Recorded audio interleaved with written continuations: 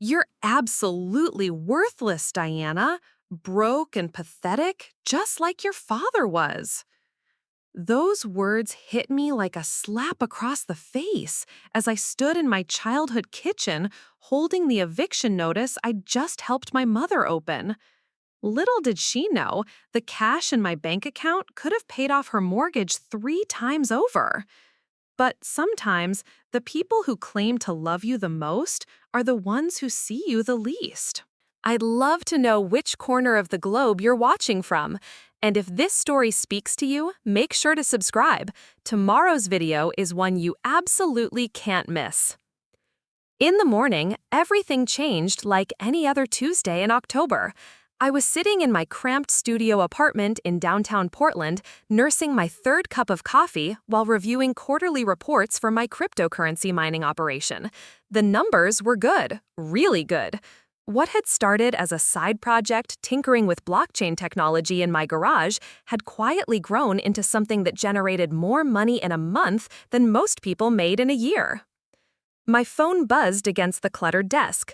Mom's contact photo appeared on the screen, the same family portrait from 2018 where she'd insisted we all wear matching Christmas sweaters. I almost let it go to voicemail. Our conversations had become increasingly strained over the past 2 years, ever since I'd dropped out of my master's program at Portland State University to focus on what she called playing with computers. Diana, thank God you picked up. Her voice sounded different, smaller somehow, with an edge of panic I'd never heard before. I need you to come home, right now. What's wrong, Mom? Just, please, can you drive up to Bend today? It's important. The 3-hour drive to my hometown gave me plenty of time to wonder what crisis awaited me. Mom had always been dramatic, but something in her tone suggested this wasn't about her book club drama or neighborhood politics. The October landscape blurred past my Tesla Model S, another purchase I'd never mentioned to my family. As far as they knew, I was still driving the beat-up Honda Civic from college. Bend looked smaller every time I visited. The coffee shop where I'd had my first job had closed down.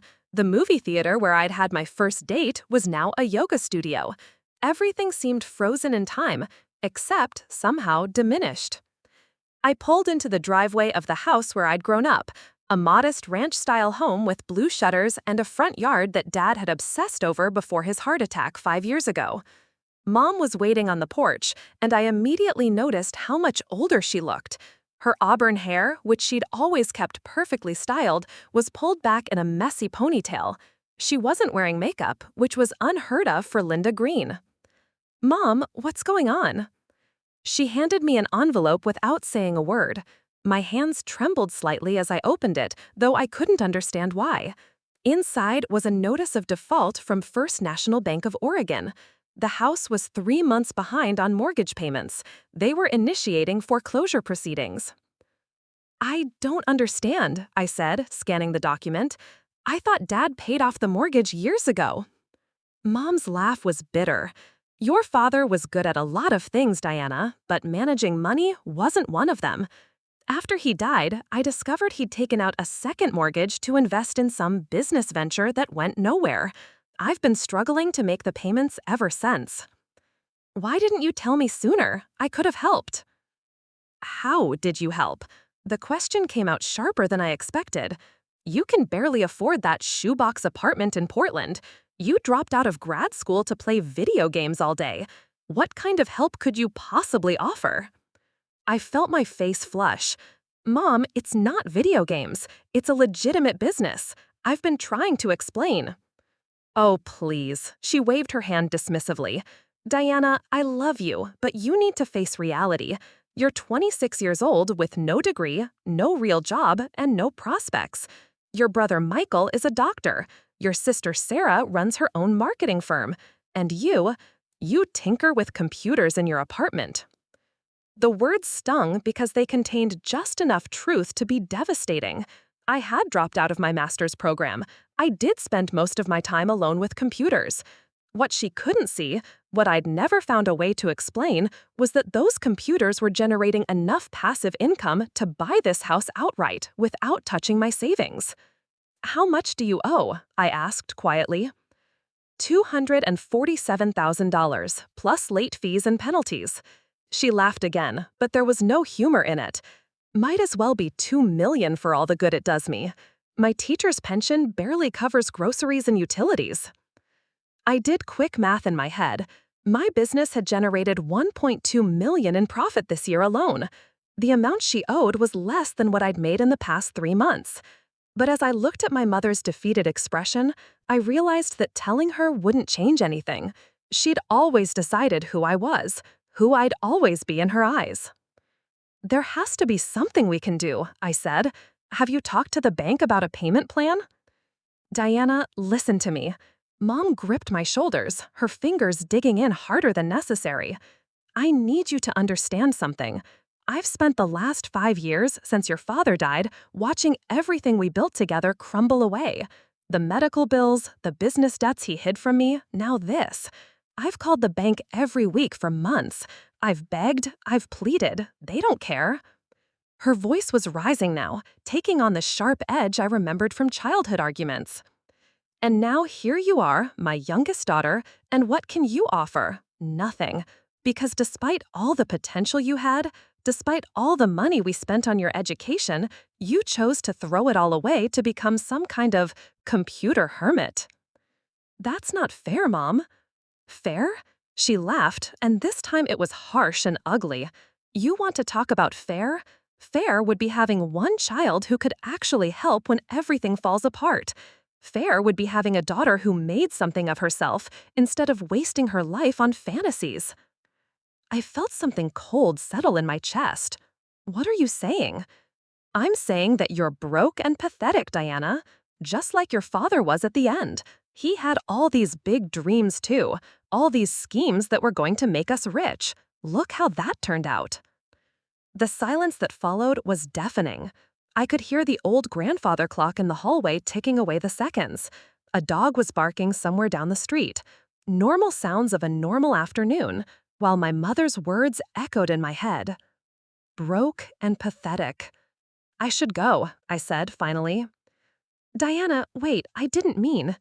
But I was already walking toward my car. I needed space to think, to process what had just happened. As I drove away, I caught a glimpse of Mom in my rearview mirror, standing alone on the porch of the house she was about to lose. The drive back to Portland passed in a blur of anger, hurt, and something else I couldn't quite identify. It wasn't until I was back in my apartment, staring at my computer screens displaying real-time cryptocurrency values and mining statistics, that I realized what that feeling was. Determination. For the first time in years, I knew exactly what I needed to do. The next morning, I woke up with a plan that felt both brilliant and slightly vindictive. I'd spent most of the night researching foreclosure timelines in Oregon, property values in Bend, and the exact legal procedures for cash purchases of distressed properties. My laptop screen was filled with tabs about real estate law, auction processes, and bank negotiations.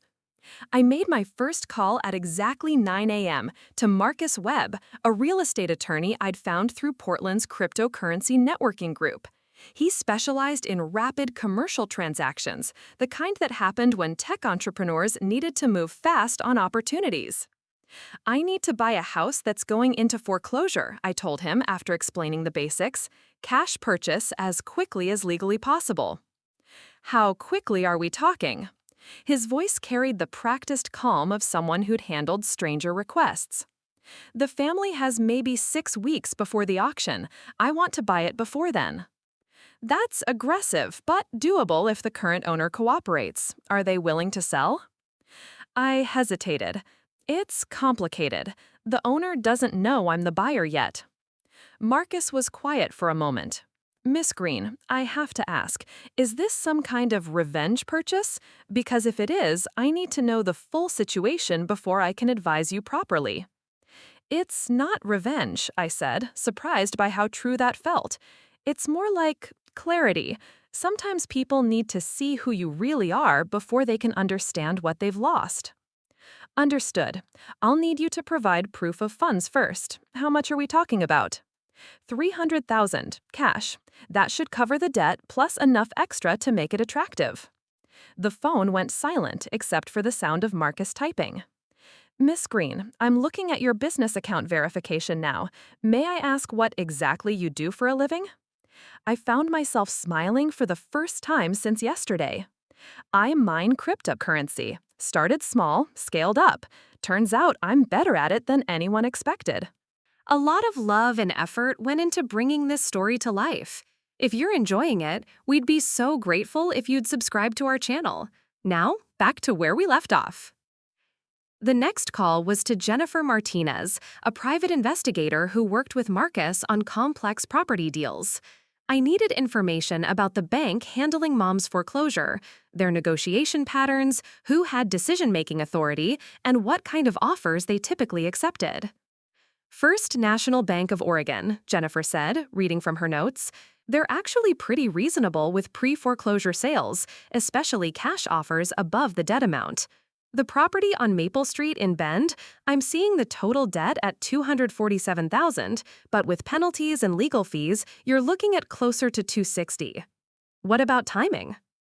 If you move fast, we could have papers signed within 3 weeks. The bank would much rather avoid the auction process, saves them money and paperwork. Perfect. One more thing. I need this done through a shell company. The current owner can't know who the real buyer is until after the sale closes. Jennifer's laugh was knowing. Family drama? Something like that. The hardest part was waiting. While Marcus and Jennifer worked their magic, I threw myself into my business with an intensity that surprised even me. My mining operation had been running mostly on autopilot for months, but now I optimized every aspect of it. I researched new blockchain technologies, upgraded hardware, and even started exploring NFT markets. It was during this deep dive that I stumbled across something interesting. One of my automated trading algorithms had been quietly accumulating shares in a small tech company called Riverside Innovations. I'd almost forgotten about the investment, but when I looked at the current valuation, I realized it was worth nearly $400,000. Riverside was developing educational software, and their latest product was being piloted in school districts across Oregon, including, according to their website, Bend Lapine schools, where my mother taught 4th grade. Sometimes the universe has a sense of humor. 3 weeks after my conversation with Mom on her front porch, Marcus called with good news.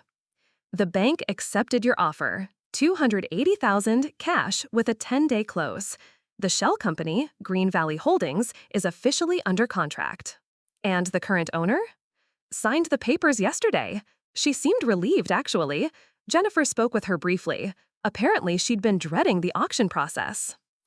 I felt a strange mix of emotions. Relief that Mom wouldn't have to endure a public foreclosure, anticipation for the revelation that was coming, and something else, a sadness that it had come to this, that we couldn't just have an honest conversation about money and success and what really mattered. The closing was scheduled for Friday afternoon at Marcus's office in downtown Portland. I spent that morning getting my hair cut and buying a new outfit, a sharp black suit that made me look older, more professional, more like someone who belonged in a room making $250,000 decisions. At exactly 2 p.m., I walked into the law office's conference room. The bank representative was there, a tired-looking man in his 50s named David Park. Marcus had his paperwork organized in neat stacks, and sitting at the far end of the polished oak table, looking small and defeated, was my mother. She glanced up when I entered, confusion flickering across her face. "Diana? What are you doing here?" Marcus cleared his throat. "Mrs. Green, I'd like you to meet the buyer of your property, Miss Diana Green, representing Green Valley Holdings." Mom's face went through several expressions in rapid succession: confusion, disbelief, understanding, and finally, something that looked like horror. "That's impossible," she whispered. "Diana doesn't have that kind of money." I sat down across from her, placing my leather portfolio on the table with deliberate care. "Actually, Mom, I do." David Park, apparently unaware of the family drama unfolding, continued with his paperwork. "The total payoff amount is $273,412. Miss Green's company is paying $280,000, which leaves $6,588 for Mrs. Green after closing costs. I don't understand, Mom said, her voice barely audible. How is this possible? Remember my computer work you were so dismissive of? I kept my tone neutral, professional. It turns out I was building something. My cryptocurrency mining operation generated over $1 million in profit this year. This house purchase won't even put a dent in my savings. The silence in the room was deafening. Marcus and David exchanged glances, clearly sensing the personal undercurrents but professionally obligated to continue. The cryptocurrency business is quite lucrative for those who understand it, Marcus added helpfully. Miss Green's operation is actually being studied by several venture capital firms as a model for scalable blockchain technology. Mom's eyes filled with tears, but she didn't speak. I found myself wondering what she was thinking. Was she proud? Embarrassed? Angry that I'd kept the secret? All of the above? Why? She finally asked. It was a fair question, and I'd been preparing for it all week. Because you needed help, and despite everything you said to me, you're still my mother. This way, you keep the house, the bank debt's paid, and we can all move forward. But you let me think. I let you think exactly what you wanted to think. You decided who I was without ever asking what I was actually doing with my life. David Park cleared his throat awkwardly. Should we proceed with the signing? I have another appointment at 3. The next 20 minutes were a blur of signatures, notarizations, and wire transfer authorizations. Mom signed the documents selling her house in a kind of trance, while I signed the papers buying it. Legally, I now owned my childhood home. When the paperwork was complete, David packed up his briefcase and left with barely disguised relief. Marcus excused himself to make copies, leaving Mom and we alone in the conference room. So, what happens now? She asked. I'd been dreading this question because I honestly didn't know the answer. That depends on what you want to happen. I want to understand. How long have you been successful? About 2 years. Really successful for the last 18 months. And you never said anything? I shrugged. Would you have believed me? Or would you have assumed I was involved in something illegal? She flinched because we both knew the answer. What about the house? She asked. What about it? Do I need to move out? For the first time since this whole thing started, I smiled genuinely. Mom, I bought your house. I didn't buy it to kick you out. I bought it to save it. I don't understand. The rent is $500 a month. That should be manageable on your teacher's pension. Consider it a long-term lease with a very understanding landlord. She stared at me for a long moment, and I saw something in her expression I hadn't seen since I was a child. Respect, maybe, or recognition. Diana, I owe you an apology. You owe me more than that, I said quietly, but it's a start. The weeks following the house purchase were awkward in ways I hadn't anticipated. Mom started calling me every few days, but our conversations felt stilted, like we were both reading from scripts neither of us had written. She'd ask about my business in the careful tone people use when discussing something they don't quite understand but know they should respect. I'd answer her questions with more patience than I'd shown in years, but there was still a wall between us, built from decades of assumptions and disappointments. The real test came in November, when she called with what she described as a small emergency. The furnace is making that noise again, she said. You know, the one your father always said he'd fix but never got around to. I called Peterson Heating and they want $1,800 for a new unit. I was sitting in my favorite coffee shop in Portland, reviewing profit reports that showed I'd made more money that week than most people made in 6 months. The old me would have felt helpless. The new me, the one who owned Mom's house, had options. I'll take care of it, I said. Just get it fixed. Diana, I can't ask you to pay for. You're not asking. I'm telling you. It's my house now, remember? Landlords handle major repairs. The silence on the other end stretched long enough that I wondered if the call had dropped. This is going to take some getting used to, Mom finally said. For both of us. What I didn't tell her was that I'd already been planning renovations. The house was structurally sound but hadn't been updated since the 1990s. The kitchen appliances were older than some of my employees. The master bathroom still had the same blue tile from when I was in elementary school, and the electrical system definitely wasn't designed to handle modern technology demands. I'd been waiting for the right moment to bring up the renovation plans, but Mom's furnace call gave me the opening I needed. Actually, while we're talking about house stuff, I said, I've been thinking about some updates. Nothing major, just modernizing a few things. What kind of updates? New kitchen, bathroom renovation, maybe convert that back bedroom into a home office with proper internet infrastructure. Another long pause. Diana, that sounds expensive. I found myself laughing, which felt strange given how serious our conversations had been lately. Mom, expensive is relative. Besides, it's an investment. The house will be worth more, and you'll be more comfortable. I don't need. This isn't about need. It's about what I want to do with my property. The words came out sharper than I'd intended, and I immediately regretted them. Using the my property card felt petty, even if it was technically true. I'm sorry, I said quickly. I didn't mean it like that. No, you're right. It is your property. I'm still adjusting to all of this. That conversation led to what became the most surreal month of my adult life. I found myself driving to Bend every weekend, meeting with contractors, picking out tile samples, and discussing cabinet hardware with my mother. We fell into a routine that felt almost normal, except for the underlying weirdness of me being her landlord and renovation decision maker. The kitchen renovation revealed something unexpected. When the contractors removed the old cabinets, they found a stack of papers hidden in a gap behind the stove. Legal documents, bank statements, and correspondence that painted a clearer picture of Dad's financial situation before he died. Mom and I sat at her dining room table, spreading the papers out like puzzle pieces. The story they told was worse than either of us had realized. Dad hadn't just taken out a second mortgage. He'd been involved in some kind of real estate investment scheme that had gone spectacularly wrong. The other investors were pursuing legal action when he had his heart attack. I never knew, Mom said, holding a letter from a law firm threatening to sue for fraud. He told me it was just a small business loan. I studied a bank statement showing a deposit of $50,000, followed by a series of withdrawals that emptied the account within 3 months. Mom, this explains why you've been struggling so much. You weren't just dealing with normal mortgage payments.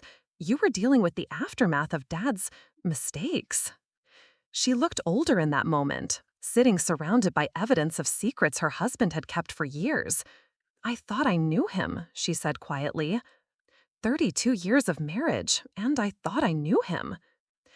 Maybe he was trying to protect you from worrying. Or maybe he was ashamed.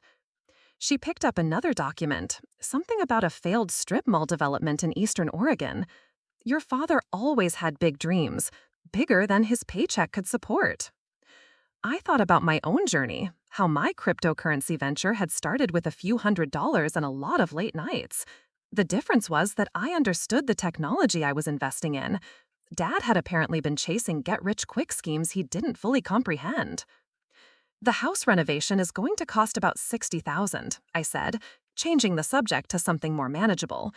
I know that probably sounds like a fortune to you, but my business generated that much profit last Tuesday. Mom stared at me. Last Tuesday? As in one day? It was a particularly good day. Bitcoin hit a new high, and some of my automated trading algorithms performed really well. But yeah, one day. I don't understand your world at all, she said. But she didn't sound dismissive this time. She sounded genuinely curious. Want to learn? The question surprised both of us. I'd never offered to explain my business to her before, mostly because I'd assumed she wouldn't be interested. But sitting there, surrounded by evidence of financial secrets and poor decisions, it felt important to be completely honest. Would you really explain it to me, in terms I could understand? I spent the next 2 hours giving my mother a crash course in cryptocurrency, blockchain technology, and automated trading systems. I showed her my laptop screens, my mining hardware setup, and the spreadsheets that tracked my various investments.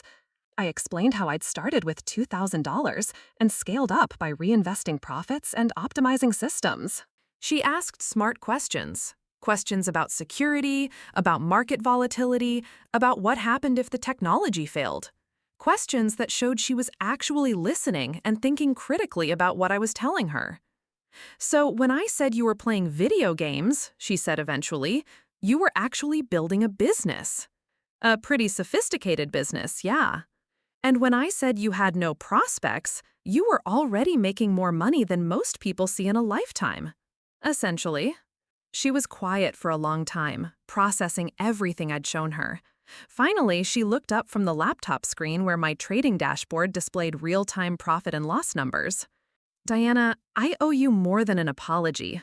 I owe you recognition for what you've accomplished. This is incredible. Thank you.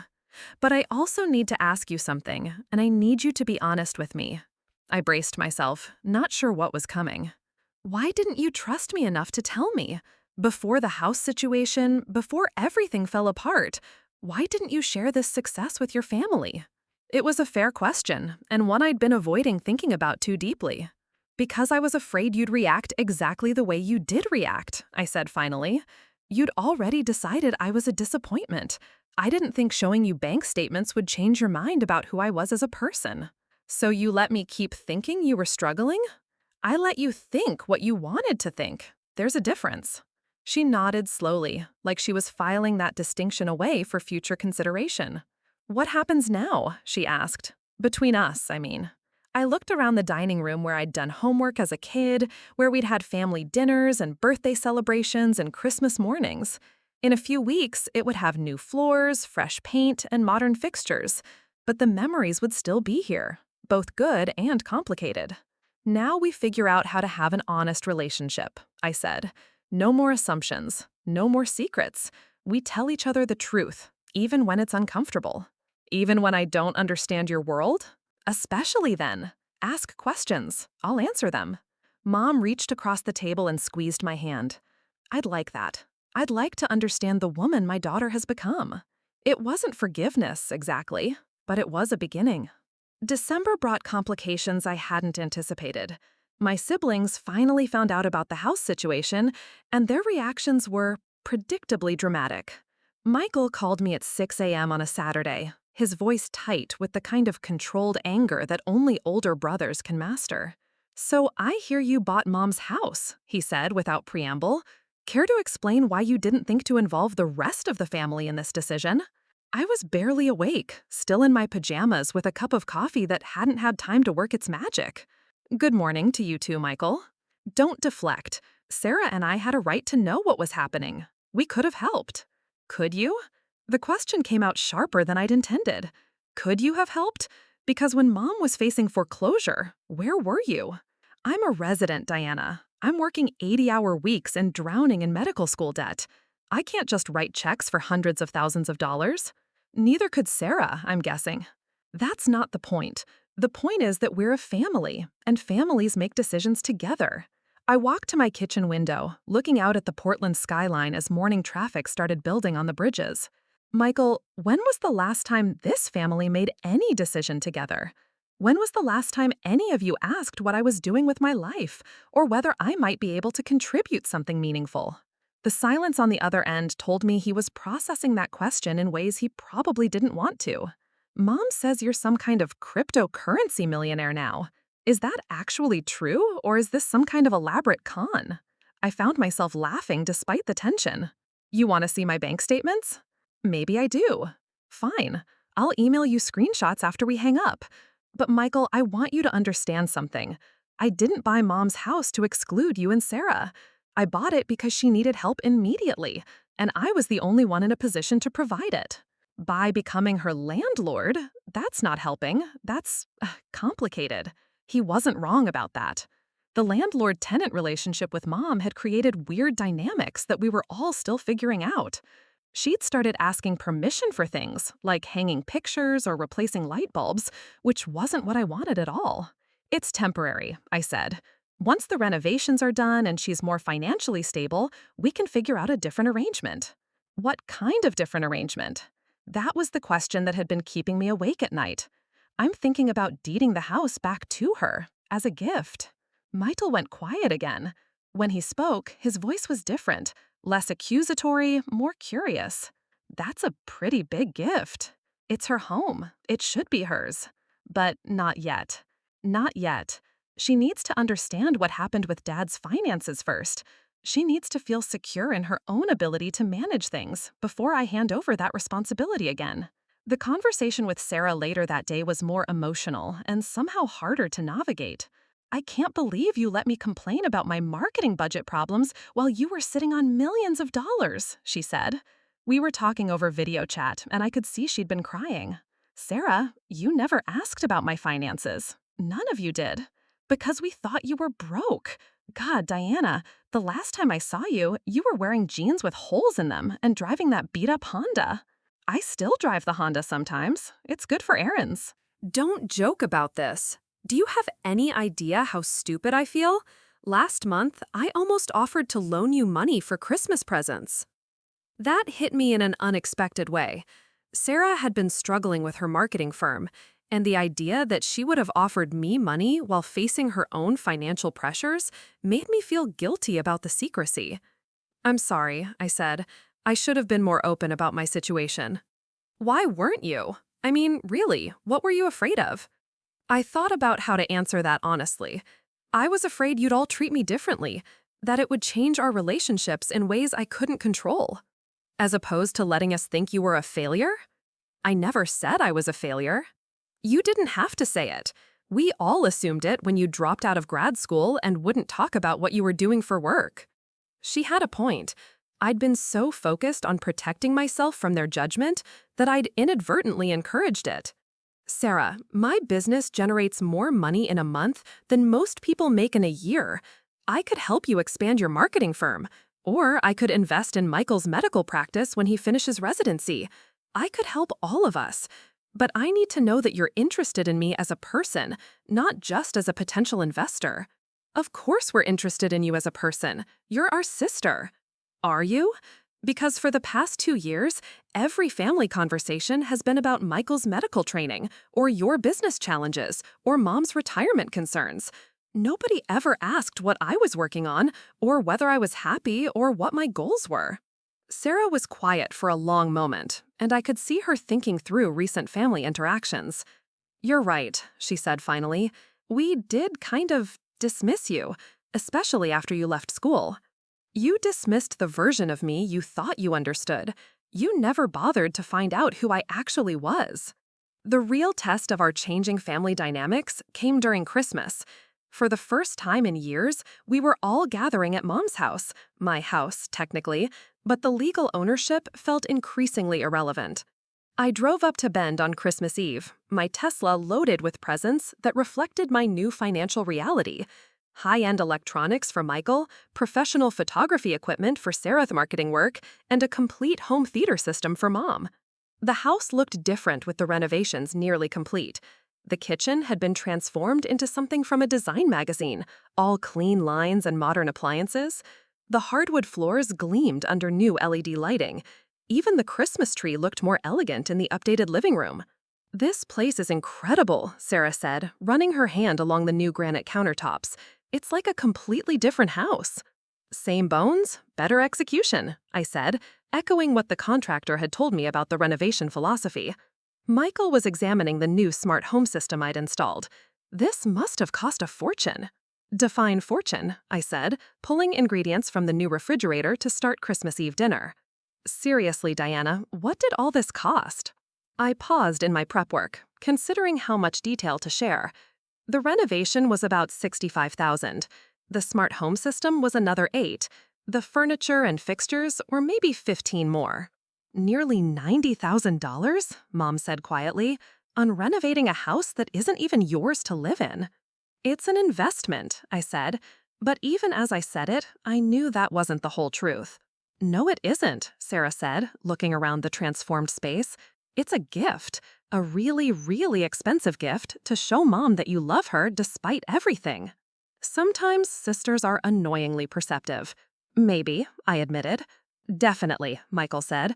And Mom, before you start feeling guilty about accepting it, you should know that Diana probably made back the renovation costs in the time it took us to have this conversation.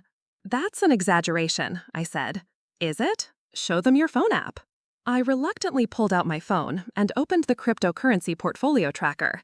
The others gathered around as I scrolled through real-time profit and loss numbers that updated every few seconds. Holy shit, Sarah whispered, then immediately looked apologetic. Sorry, Mom. No, that's an appropriate response, Mom said, staring at the screen. Diana, you made $8,000 since we started talking about dinner? The markets are active today, and it's all automated. I'm not actively trading anything right now. Michael shook his head slowly. I need to completely recalibrate my understanding of money. We all do, Mom said. Diana, I have a question, and I want you to be completely honest with me. Okay. Are you happy? It wasn't the question I'd been expecting. I thought about it seriously, considering not just the financial success, but everything else that came with it. I'm getting there, I said finally. The money is nice, but what makes me happy is that we're finally talking honestly with each other, that you're asking me questions instead of making assumptions, that we can have conversations like this. Mom nodded, and I saw something in her expression that looked like pride. Then that's the best Christmas gift any of us could ask for. As we prepared dinner together in the renovated kitchen, something felt different. Not fixed, exactly, but possible. Like we were finally ready to build something new on the foundation of who we actually were, instead of who we'd always assumed each other to be. Spring brought unexpected developments that changed everything once again. I was in my Portland office, reviewing quarterly reports that showed my business had grown beyond anything I'd imagined, when Marcus Webb called with news that caught me completely off guard. Diana, I just got a call from a venture capital firm in San Francisco. Apparently, they've been tracking your cryptocurrency operation through some industry analytics, and they want to discuss an acquisition. I nearly dropped my coffee. An acquisition of my business? They're calling it a strategic partnership opportunity. But yes, essentially, they want to buy your mining operation and trading algorithms. The preliminary figure they mentioned was $12.5 million. $12.5 million. I sat in stunned silence, trying to process what that number meant. It would make me wealthy beyond anything I'd ever dreamed of, but it would also mean giving up the business I'd built from nothing. There's more, Marcus continued. They also want to offer you a position as Chief Technology Officer for their blockchain division, base salary of $400,000 plus equity participation. I spent the next week in a strange state of suspended animation, going through the motions of daily life while internally wrestling with a decision that would reshape my future. The venture capital firm, Apex Digital Ventures, flew me to San Francisco for meetings that felt surreal. I sat in glass conference rooms overlooking the Bay Area, discussing my innovative algorithmic approach to cryptocurrency arbitrage with people in expensive suits who treated me like I was some kind of tech prodigy. The strangest part was that they weren't wrong. What I'd built really was innovative. My combination of mining hardware optimization and automated trading had created something that generated consistent profits even during market volatility. Other people in the industry had apparently been trying to reverse engineer my methods for months. But before I could make any major decisions, I needed to talk to my family. Not to ask permission, the days of seeking their approval were over, but because I'd learned that big changes affected everyone, even when they seemed like individual choices. I called a family meeting for the first weekend in April. Mom, Michael, and Sarah all gathered in the renovated living room, and I found myself feeling nervous in a way I hadn't experienced since college job interviews. I have some news, I said, settling into the new leather armchair that had become my unofficial spot during visits. My business has attracted some attention from investors. What kind of attention? Michael asked. I explained the acquisition offer, the job opportunity, and what it would mean financially. The numbers seemed to hit them in waves. First surprise, then disbelief, then a kind of stunned acceptance. $12.5 million, Sarah repeated slowly. For a business you built in your apartment? Mostly built in a rented warehouse space, actually. But yes. Mom was quiet during my explanation, but I could see her processing the information with the same careful attention she'd always brought to important decisions. "What are you going to do?" she finally asked. "I'm not sure. That's why I wanted to talk to all of you. This decision affects more than just me." "How does it affect us?" Michael asked. I'd been thinking about that question for days. If I sell the business, I'll have enough money to make some significant changes. I could pay off your medical school loans, Michael. I could invest in Sarah's marketing firm to help her scale up. I could set up a trust fund for Mom's retirement that would make her financially secure for life. "You'd do that?" Sarah asked. "I'd want to do that. But I need to know that accepting help from me wouldn't change how you see me or how our relationships work." The conversation that followed was unlike any we'd ever had as adults. We talked about money and family obligations, about independence and interdependence, about the difference between helping someone and controlling them. Mom shared stories about Dad's financial failures that put his choices in a different context, not excusing them, but explaining how fear and pride had led him to make increasingly desperate decisions. "Your father's problem wasn't that he wanted to provide for us," she said. "It was that he couldn't admit when he was in over his head. He kept doubling down on bad decisions because he was afraid to seem like a failure." "Is that what you're worried about with me?" I asked. "That I'll become controlling or reckless with money?" "No," she said immediately.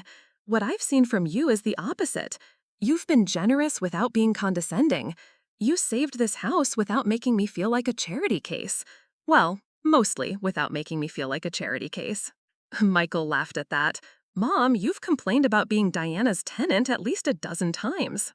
"Because it's weird," she protested. "My youngest daughter is my landlord. That's objectively weird."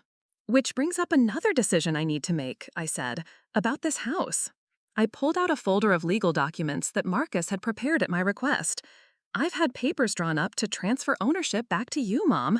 No strings attached, no mortgage payments, just a straight property transfer." Mom stared at the documents like they might explode. "Diana, I can't accept that." "Why not?" "Because it's too much. Because I don't deserve it after the things I said to you." "Mom, you deserve security and stability in your own home.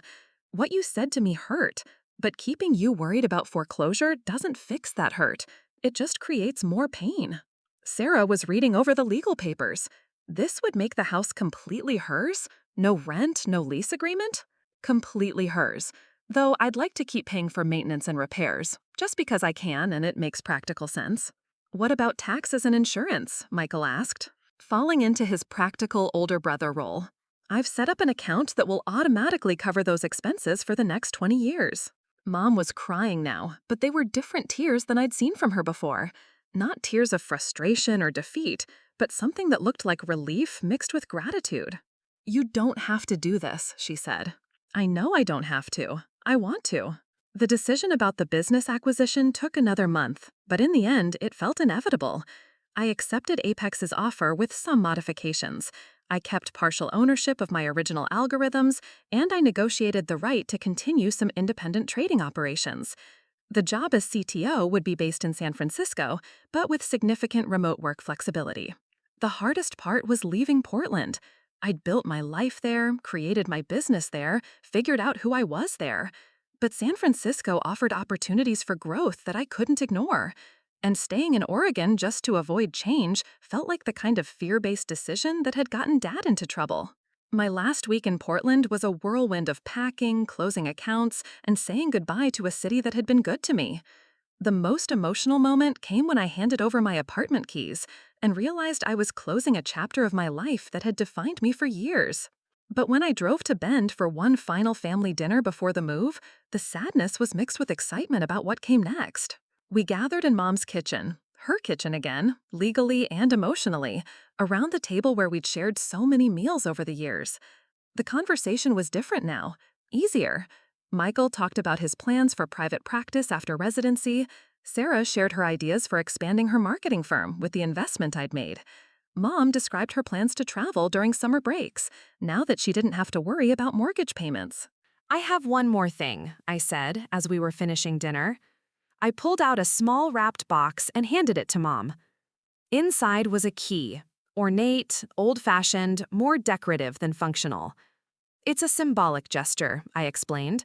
The key to your house, your home. Mom held the key up to the light, turning it so it caught the reflection from the chandelier I'd installed during the renovation. It's beautiful. But Diana, I want you to know something. You didn't need to buy my house to prove your worth to me. You didn't need to become a millionaire to earn my respect. I was wrong about who you were and what you were capable of, but that was my failure, not yours. I know that now, I said, but I needed to prove it to myself, too. I needed to know that I could take care of the people I love when they needed it. And now you know. And now I know. 6 months later, I'm writing this from my office in San Francisco, looking out at a view that still seems impossible to someone who grew up in small-town Oregon. My business is thriving in ways I never imagined. My family relationships have become deeper and more honest than they ever were when we were all pretending to understand each other. Mom still calls me every Sunday, but now she asks about my work with genuine curiosity instead of polite confusion. Michael starts his residency at a hospital that's known for innovation rather than just affordability, thanks to not having to worry about student loan payments. Sarah's marketing firm landed 3 major clients after she was able to invest in better equipment and hire additional staff. Sometimes people ask me if I regret keeping my success secret for so long, if I wish I'd been more open with my family from the beginning. The honest answer is complicated. I think we all needed to go through the process of having our assumptions challenged and our relationships rebuilt. The pain was real, but so was the growth that came from that. What I know now is that being broke and pathetic was never really about money. It was about feeling unseen, unappreciated, dismissed by the people whose opinions mattered most to me. The real transformation wasn't financial. It was learning that I didn't need their validation to be successful, but that I still wanted their understanding to be truly happy. And now, finally, I have both. 2 years after moving to San Francisco, my life had transformed in ways I never could have predicted. The corner office on the 32nd floor of Apex Digital Ventures gave me a view of the Golden Gate Bridge that still took my breath away during morning coffee. My team of 12 engineers and data scientists had developed 3 new blockchain protocols that were being licensed by major financial institutions worldwide. The scared girl who used to hide her success from her family felt like a character from someone else's story. But success at this level came with complications I hadn't anticipated. The tech world was smaller and more connected than I'd realized, and my rapid rise hadn't gone unnoticed by competitors and industry publications. Forbes had done a feature article about me titled "The Cryptocurrency Whisperer: How a College Dropout Cracked the Code on Digital Wealth." The attention was flattering, but also overwhelming. The real challenge came when Trevor Nakamura, the CEO of BitVault Technologies and one of the most influential figures in cryptocurrency, reached out through LinkedIn with a message that made my stomach drop. "Miss Green, I've been following your work at Apex with great interest. I believe we have some mutual connections in Bend, Oregon. Perhaps we could discuss a collaboration over dinner. I'll be in San Francisco next week." I stared at the message for 10 minutes, trying to figure out what mutual connections in Bend could possibly mean. Bend wasn't exactly a hotbed of cryptocurrency activity. The only connection I could think of was, no, that was impossible. But when I called Mom that evening, my worst fears were confirmed. "Oh, you know Trevor," she said when I mentioned his name. "He's been very helpful with some investment advice. Such a nice young man. He went to high school with Michael, actually." My blood ran cold. "Mom, what kind of investment advice?" "Well, after you gave me that financial security, I started thinking I should learn more about managing money properly. Trevor heard through the grapevine about my situation and reached out. He's been teaching me about cryptocurrency investments." I closed my eyes, knowing exactly where this was heading. "Mom, please tell me you didn't invest any money with Trevor Nakamura?" "Just a small amount to start, $50,000. He said it was important to start small and learn the fundamentals." $50,000? To Mom, that probably felt like a reasonable, small amount given her new financial situation. To me, it represented a potential disaster orchestrated by someone who clearly knew more about my family than he should have. Mom, I need you to stop all investments with Trevor immediately. Don't give him another penny and don't sign any documents until I can review them. Diana, you're being paranoid. Trevor has been nothing but professional and helpful. Mom, Trevor Nakarora runs a company that's currently under investigation by the SEC for securities fraud. He's not helping you. He's using his connection to Michael to target our family because of my success in the industry. The silence on the other end was deafening. Are you saying he's trying to scam me? I'm saying he's trying to position himself to either extract information about my business methods or to compromise me professionally by creating a conflict of interest. Either way, you need to cut all contact with him immediately. That conversation led to the most stressful week of my career. I had to involve Apex's legal team to investigate Trevor's activities, contact the SEC to report potential fraud targeting my family, and hire a private security firm to audit my personal information security. The dinner meeting with Trevor became a carefully orchestrated confrontation with lawyers present. Trevor turned out to be exactly what I'd suspected: charming, manipulative, and dangerously well-informed about my family dynamics. He'd done his research, knowing about Mom's previous financial struggles, Michael's medical career, and even Sarah's marketing business expansion. I wasn't targeting your family, he insisted during our meeting at an upscale restaurant in Soma. I genuinely wanted to help your mother learn about cryptocurrency investments. By convincing her to invest $50,000 in an unregistered security, my lawyer interjected. The investment vehicle is perfectly legal. The investment vehicle doesn't exist, I said, sliding a folder across the table. My team ran a full analysis of your company's supposed cryptocurrency fund. It's a shell operation designed to collect investor money with no actual trading activity. Trevor's composed facade cracked just slightly. Diana, I think you're misunderstanding my business model. I understand your business model perfectly.